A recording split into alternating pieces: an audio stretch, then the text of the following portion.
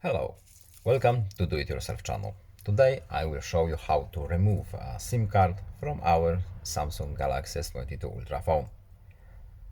First we need to have a little pin.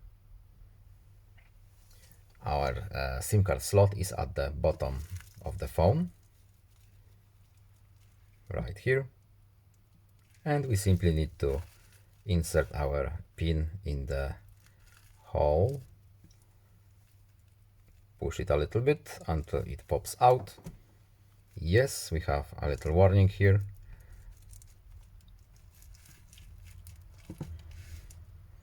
And here we have our card. This is dual SIM phone, so we have two slots.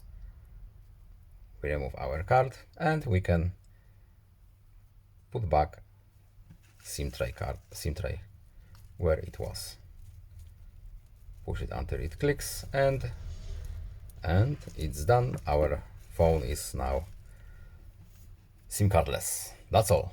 I hope this video was helpful to you. Please leave a like and subscribe. Have a nice day and see you in the next video. Goodbye.